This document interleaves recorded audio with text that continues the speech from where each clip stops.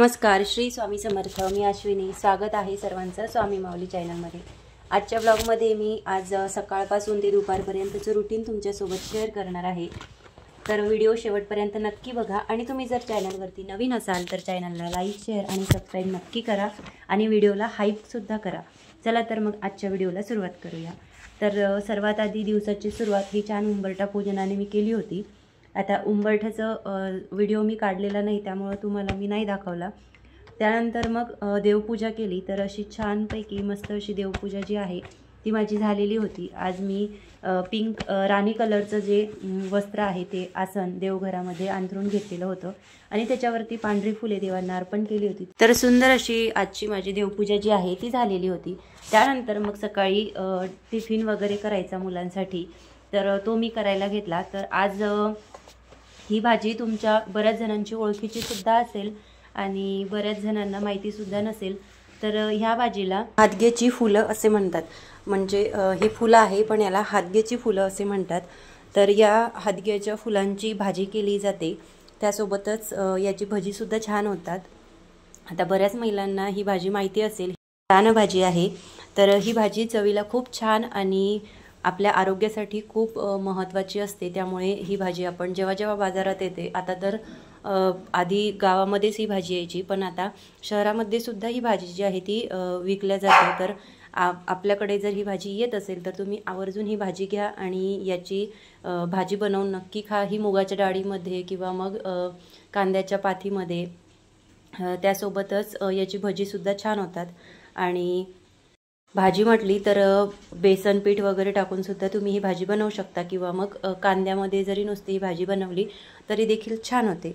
तर अशी ही रानभाजी जी आहे तर ही आम्ही काल बाजारातून आणलेली होती आणि एकदम ताजी ताजी फुले होती. तर ही फुलं असतात त्याच्या मधातले जे काड्या वगैरे असतात तर ते मी तुम्हाला इथे बाजूला दिसत असेल ते काढून घेतले आणि त्यानंतर गॅस ओटा जो आहे तो थोडा स्वच्छ करून घेतला. कारण गॅस ओटा स्वच्छ असेल तर आपल्याला स्वयंपाक करायलासुद्धा बरं पडतं आणि स्वयंपाक करायलासुद्धा आपल्याला मजा येते. तर मग गॅस ओटा जो आहे तो नेहमी मी असा थोडेफार कामं आवरले की पुसून घेत असते, जेणेकरून व्यवस्थित आपल्याला बाकीचा जो स्वयंपाक आहे तो करता येतो.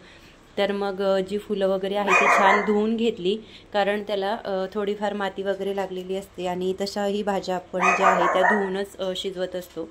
तर छानपैकी भाजी त्याची हादग्याची जी फुले आहे तर ती मी धुवून घेतली. त्यानंतर त्याला थोडा वेळ चाळणीमध्ये मी ठेवलं आणि त्यानंतर मग उपवास होता तर साबुदाणासुद्धा मी एका प्लेटमध्ये भिजत ठेवला आणि आज उशीर झाला होता म्हणून मग असा जर आपण प्लेटमध्ये साबुदाणा ठेवला तर मग तो लवकर भिजतो आणि करायलासुद्धा सोपा पडतो. त्यामुळे मग अशा वेळेस जर एखाद्या वेळेस घाई गडबड झाली तर मी असाच साबुदाणा जो आहे तो एका पसरत्या प्लेटमध्ये ठेवते किंवा परातीमध्ये ठेवत असते, जेणेकरून साबुदाणा जो आहे तो लवकर भिजेल. कारण सकाळी सकाळी घाई गडबड असते आणि आपल्याला लवकर सगळी कामे आटवायची असतात. तर त्यामुळे अशा प्रकारे मी साबुदाणा भिजू घालत असते. तर आता साबुदाणा वगैरे भिजत घातला तोपर्यंत जी हादग्याची फुले आहे ती छानपैकी वाळलेली होती. त्याच्यामधलं जे पाणी होतं ते सगळं काही बाजूला सारलेलं होतं.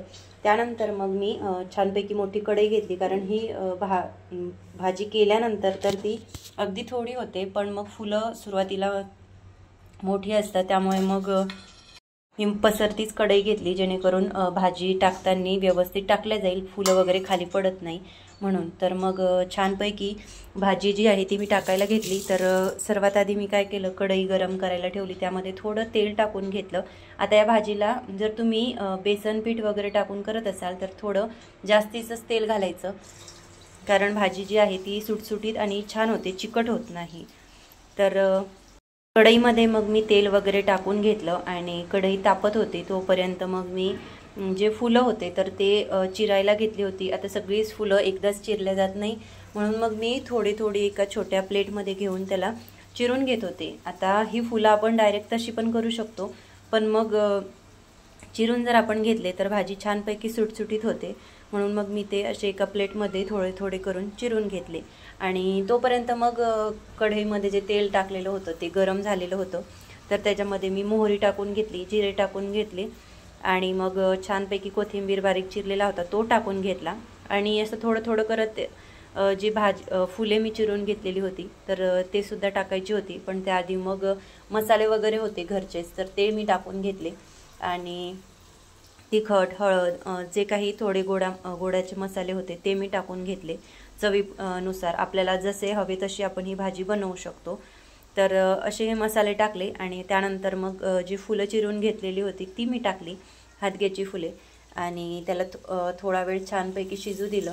तोपर्यंत मग बाकीची जी फुले होती तर ते सुद्धा मी थोडे थोडे करून चिरून घेतले, कारण एकदमच जर सगळे फुले भाजी कढईमध्ये टाकले तर मग ते व्यवस्थित हलवता येत नाही किंवा मग व्यवस्थित शिजत नाही. तशी तर ही भाजी अगदी कोवळी फुले होती ज्यावेळेस आम्ही ही आणली, तर भाजी लगेच शिजते. पण मग आपण जर थोडं थोडं करत टाकलं तर मग भाजी व्यवस्थित होते. म्हणून मग मी थोडे थोडे करत सगळे फुलं जे आहे ते चिरून कढईमध्ये टाकून घेतले. आणि कढईला मग झाकण वगैरे ठेवून थोडा वेळ तसंच बाजूला ठेवलं. त्याआधी त्याच्यामध्ये चवीपुरतं मीठ मी टाकून घेतलं आणि मग नंतर ह्याच्यामध्ये मी बेसन पिठातले हादग्याची फुलांची भाजी जी आहे ती करणार होते. कांदा वगैरे मी त्याच्यामध्ये घातला नाही, म्हणून मग बेसन पीठ मी त्याच्यामध्ये घालत होते. तर बेसन पीठ अगदी आपल्या चवीनुसार आपल्याला टाकायचं आहे, ते आपल्या इच्छेवरती आहे. तुम्हाला जर जास्त लागत असेल तुम्ही जास्त घालू शकता किंवा मग थोडंच लागत असेल तर अगदी 1-2 चम्मच जरी घातलं तरी भाजी खूप छान आणि चविष्ट होते. तुम्ही जर आत्तापर्यंत ही भाजी केली नसेल तर नक्की करून बघा, खूप छान होते. तर भाजीवरती मी झाकण वगैरे ठेवलं. त्यानंतर मग चहा वगैरे करायचा होता. मुलांसाठी दूध मला करायचं होतं, म्हणून मग मी दुधावरची जी साय आहे ती अशा प्रकारे एका भांड्यामध्ये काढून घेत असते, जेणेकरून मग आपल्याला घरच्या घरी छान असं तूप बनवता येतं. तर आधी माझ्याकडे गाईचं दूध असायचं, त्यामुळे शुद्ध गाईचं तूप जे आहे ते अगदी घरच्या घरी बनवायचे. पण आता हे म्हशीचं दूध असतं, त्यामुळे मग वगैरे लावायला हे तूप जे आहे ते घेता येत नाही. पण मग गाईच्या दुधापेक्षा ही जी म्हशीच्या दुधाची साय असते तर ही खूप जास्त जाड आणि खूप येते. तर त्यामुळे मग सध्या मी हेच दूध घेते, त्यामुळे मग साय पण खूप जास्त येते. तर मग याच्यावरची साय वगैरे मी छानपैकी काढून घेतली. त्यानंतर दूध बनवायला मी ठेवलं छोट्या पातेल्यामध्ये. आणि त्यानंतर मग सकाळी सकाळी ताक घेत असतो. तर ताकसाठी पण ताक तयार करण्यासाठी मी जे फ्रीजमध्ये ताक वगैरे ठेवलेलं होतं ते थोडा वेळ आधीच बाहेर काढून ठेवलं होतं, कारण मग त्याच्यामध्ये मसाले वगैरे टाकायचे असतात आणि थोडा वेळ आधी जर ते फ्रीजमधून बाहेर काढलं तर चांगलं असतं. म्हणून मग मी जे काही पदार्थ फ्रीजमध्ये ठेवलेले असतात तर ते 1 तास आधीच बनवायच्या 1 तास आधीच मी फ्रीजमधून बाहेर काढून ठेवते. तर असं हे ताक जे आहे ते मी बाहेर काढून ठेवलेलं होतं भाजी करायच्या आधीच. मग त्याच्यामध्ये मी काळं मीठ आणि सेंधा मीठ जे असते ते टाकत असते. बस एवढं टाकूनच आम्ही ताक जे आहे ते घेत असतो, त्यामुळे ताकाला खूप छान चव येते. फार काही मसाले त्याच्यामध्ये ॲड करायची गरज पडत नाही, तसंच ताक खूप छान लागतं. तर ताक वगैरे बनवून झालं. त्यानंतर मग मी ते अशा प्रकारे ग्लासमध्ये काढून ठेवते. स्टीलच्या ग्लासमध्ये काढत नाही, कारण मग त्याला वास येतो. तर मग मी अशा प्रकारे काचेच्याच ग्लासमध्ये ताक जे आहे ते काढून ठेवते आणि बाकीचं ताक जे आहे ते मी ठेवून दिलं. आणि त्यानंतर मग बाकीची जी कामं आहे ती मी आवरायला घेतली, कारण अशा प्रकारे जर आपण छोट्या छोट्या वस्तू आधीच बनवून ठेवल्या तर मग वेळेवर आपली धावपळ होत नाही आणि आपल्याला स्वतःसाठी सुद्धा थोडाफार वेळ सकाळी मिळतो. तर म्हणून मी ही जी छोटी छोटी कामे आहे ही आधीच करून ठेवत असते. तर ताक वगैरे जे आहे ते मी बाजूला ठेवून दिलं. त्यानंतर मग भाजी शिजत होती तोपर्यंत मी पोळीसाठी छान मळून घेतलं. आता आम्ही दोघं तिघंच असतो, त्यामुळं फार काही पोळीसाठी भिजवायला मोठी परात वगैरे लागत नाही, म्हणून मग मी अशी छोट्या परातीमध्येच गव्हाचं पीठ जे आहे ते मळून घेत असते. तर पीठ जे आहे ते मळून घेतलं तोपर्यंत भाजी छान शिजलेली होती आणि त्याला आणखी थोडा वेळ मी शिजू दिलं, कारण त्याच्यामध्ये जे बेसन वगैरे घातलेलं होतं ते छानपैकी शिजू द्यायचं होतं आणि त्याला छान अशी सुटसुटीत भाजी जी आहे ती होऊ द्यायची होती. त्यामुळे मग ते बराच वेळ मी शिजू दिले आणि त्यानंतर मग भाजी शिजून झाल्यानंतर तिला मी खाली काढून घेतलं आणि मग पोळ्या टाकायच्या होत्या. तर तवा वगैरे टाकून घेतला आणि पोळ्या टाकायला घेतल्या. तर टिफिनसाठी आता छोट्या छोट्याच पोळ्या मी करत असते आणि मग तवा गरम होईपर्यंत मग मी टिफिनमध्ये भाजी वगैरे झालेली होती तर ती काढून घेतली, कारण मग भाजी थंडी होते आणि मग वाफ वगैरे त्याच्यामध्ये तशीच राहत नाही किंवा भाजी लवकर खराब होत नाही। आता थंडीचे दिवस असले तरी देखील भाजी जी आहे ती आपण जर वाफळतीच गरम गरम डब्यामध्ये भरली तर मग थोड्या वेळानंतर दुपारपर्यंत तरी ती खराब होऊ शकते। म्हणून मग मी अशा प्रकारे भाजी आधीच डब्यामध्ये काढून ठेवते आणि मग तिला थोडं थंड होऊ देते आणि त्यानंतर मग टिफिन पॅक करते।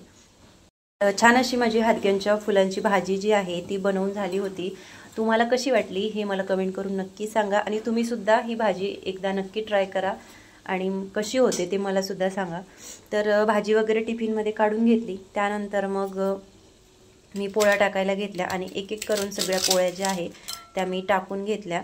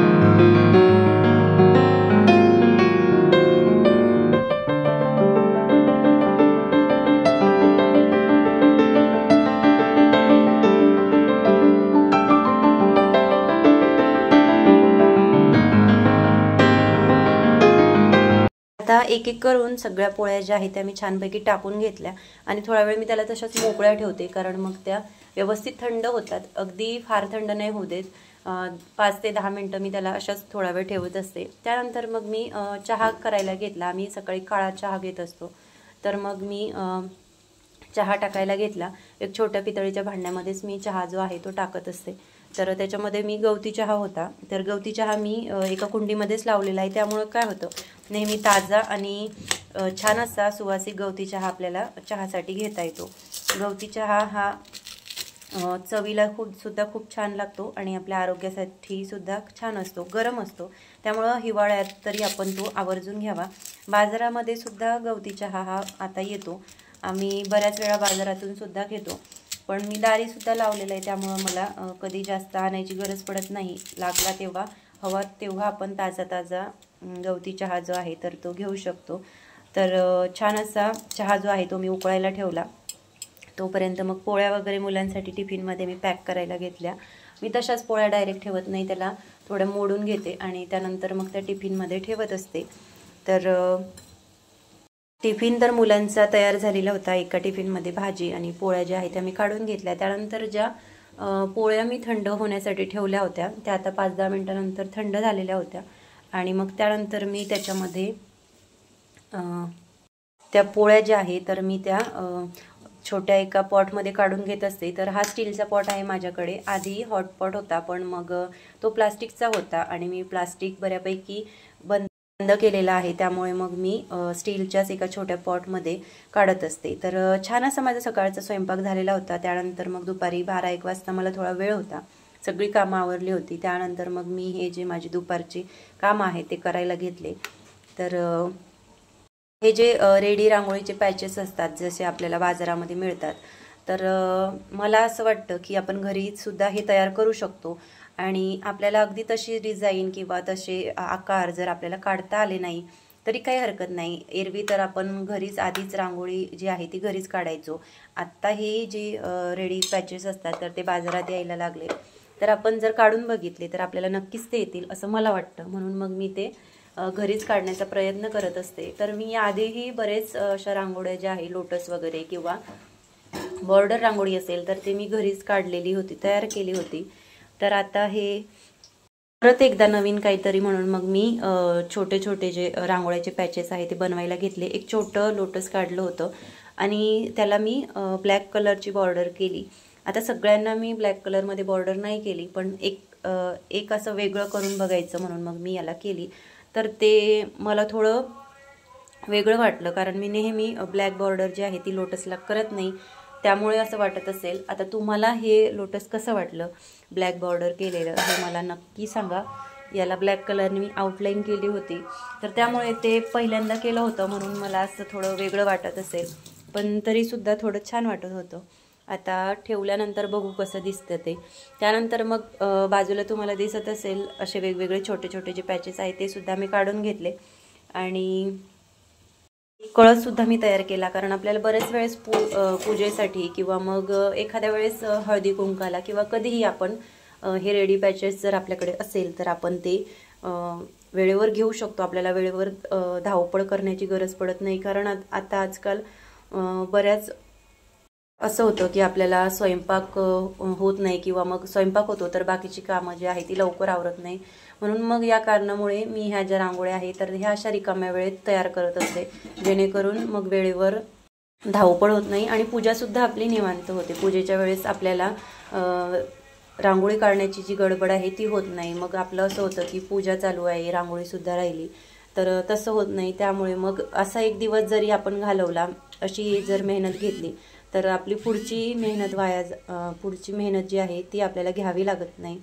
त्यामुळे मग हे जे रेडी पॅचेसचे रांगोळ्या आहेत तर त्या मी अशाच घरी तयार करते। तर बघा असं छान असं मोठ्या आकारामध्ये लोटस जे आहे ते मी तयार केलं होतं आणि सगळ्या ज्या रांगोळ्या आहेत त्या तयार झाल्यानंतर मी तुम्हाला दाखवतेच त्या कशा ठेवायच्या तर। आणि वेगवेगळ्या आकारामध्ये, वेगवेगळ्या डिझाईनमध्ये किंवा वेगवेगळ्या प्रकारे आपण त्याला उपयोगात आणू शकतो। आता तुम्हाला जसं हवं तसं तुम्ही त्याचा वापर करू शकता। आता मी ह्या यशासाठीच बनवल्या, याच कारणासाठी बनवल्या की वेळेवर धावपळ होते, एखाद्या वेळेस पूजा आठवत नाही किंवा मग रांगोळी काढल्या जात नाही आणि घाई गडबडमध्ये अगदी छोटीशी रांगोळी एखाद्या वेळेस काढावी लागते। म्हणून मग मी हे सगळे जे पॅचेस आहेत ते अशाच प्रकारे आधीच तयार करून ठेवते, जेणेकरून रांगोळीसुद्धा खूप छान होते आणि आपला वेळसुद्धा वाचतो। तर अशा ज्या रांगोळीच्या हे पॅचेस आहे मी तयार करत होते आणि छान छान असे पॅचेस जे आहे ते मी तयार केले होते। तर असं असतं माझं सकाळपासून ते दुपारपर्यंतचं रुटीन। दुपारी मला जेव्हा वेळ मिळतो तर तेव्हा मी देवांच्या काही वस्तू असतात किंवा मग वस्त्र वगैरे असतात तर ते मी शिवत असते। आणि त्यासोबतच आता मार्गशीर्षसाठी सुद्धा आपल्याला साडी देवीसाठी शिवायची असते, ती सुद्धा मी शिवलेली आहे। त्याचा व्हिडिओ मी आपल्या चॅनलवरती अपलोड केलेला आहे, तो जाऊन एकदा नक्की बघा। आणि बघा ही अशी जी रांगोळी आहे ती तयार झालेली होती बोलता बोलता। तर कशी वाटली तुम्हाला हे रेडी पॅचेस रांगोळी ही कमेंट करून मला नक्की सांगा। आणि आजचा हा व्हिडिओ तुम्हाला कसा वाटला हे सुद्धा मला नक्की सांगा। आणि तुम्हाला जर व्हिडिओ आवडला असेल तर व्हिडिओला लाईक नक्की करा आणि हाईपसुद्धा करा। आणि तुम्ही जर चॅनलवरती नवीन असाल तर चॅनलला लाईक, शेअर आणि सबस्क्राईबसुद्धा करा, जेणेकरून असेच नवनवीन व्हिडिओ तुम्हाला सर्वात आधी बघता येतील। परत भेटूया अशाच एका नवीन व्हिडिओसोबत, तोपर्यंत श्री स्वामी समर्थ।